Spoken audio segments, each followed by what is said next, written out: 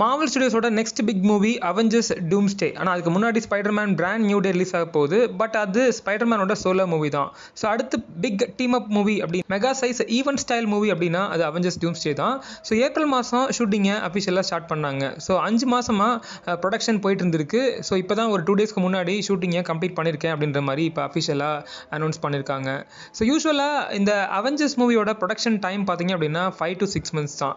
So இதுக்கு முன்னாடி வந்த இன்ஃபினிட்டி சாகாவோட லாஸ்ட் 2 மூவிஸான Avengers Infinity War and Avengers எண்ட் கேமும் இதே மாதிரி 5 to 6 monthsக்குள்ள தான் ஷூட் பண்ணி முடிச்சிருக்காங்க.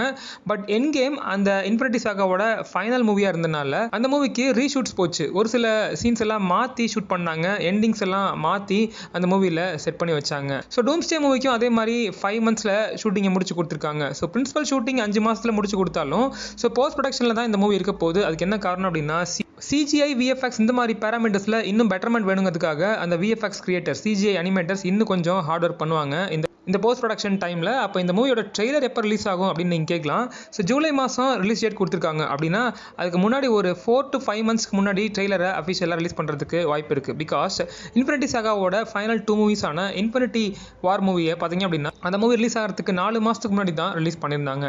டூம்ஸ்டேவும் அதே மாதிரி சினோரில் தான் இருக்குன்னு நினைக்கிறேன். ஸோ ஜூலை மாதம் ரிலீஸ் ஆக போகிற இந்த மூவியோட அஃபிஷியல் ஃபர்ஸ்ட் ஃபுல் ட்ரெய்லரை பாசிபிளி பிப்ரவரியோட எண்ட்லையோ இல்லை மார்ச் ஃபர்ஸ்ட் வீக்லையோ ரிலீஸ் பண்ணுறதுக்கு வாய்ப்பு இருக்குது. இன்னொரு முக்கியமான விஷயம், இந்த மூவியோட ஷூட்டிங் முடிஞ்சிருச்சு அப்படின்றத மார்வல் ஸ்டுடியோஸும் அனௌன்ஸ் பண்ணிட்டாங்க. அதாவது ஜோ அண்ட் ஆண்டனி ரோசோ இவங்க 2 பேரும் டூம்ஸ்டே இஸ் கம்மிங் அப்படின்ற மாதிரி போட்டிருக்காங்க சோஷியல் மீடியாவில். அந்த மூவியில் நடித்த ஆக்ட்ரஸும் அதை கன்ஃபார்ம் பண்ணியிருக்காங்க.